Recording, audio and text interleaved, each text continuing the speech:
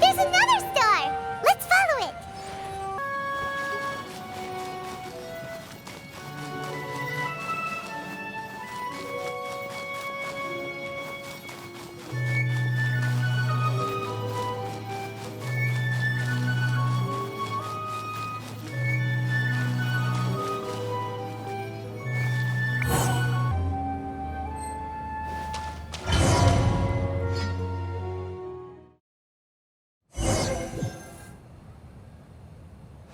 Astrology reveals the truth unreservedly, but not everyone is willing to accept their fate, no matter. Running into difficulties is part of practicing the craft. I must also become stronger myself in order to convince people.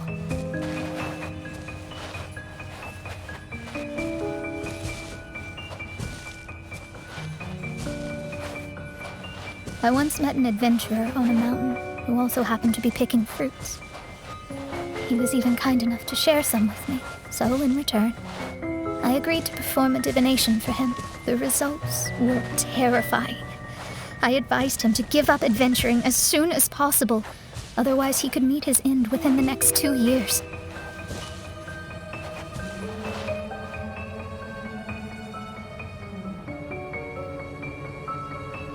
He fell silent for a while. Surprisingly, he didn't doubt the results of my divination like others had, but he looked quite perplexed. Even so, I have to keep going. Adventurers can't just give up in the face of hardship. With that, he picked up his pack and headed for the peak.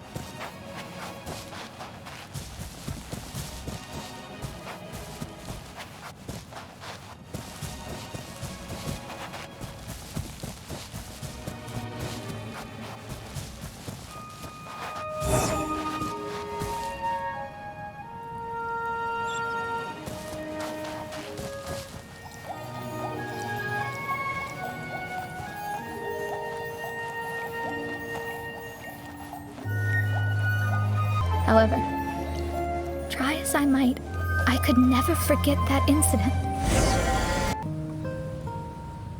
Oh, we're back again. So, Mona, is that adventurer dead now? That was the only time I ever saw him, and that was more than 3 years ago, which means he's no longer alive.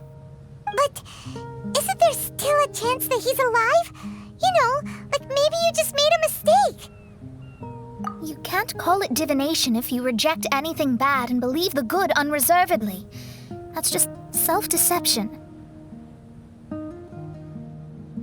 Of course, casually performing divination for fun might be a different matter, but in my field of expertise, there's no room for lies. To contradict my own reading would be a blasphemy against astrology. Cruel, but truthful. Such is fate.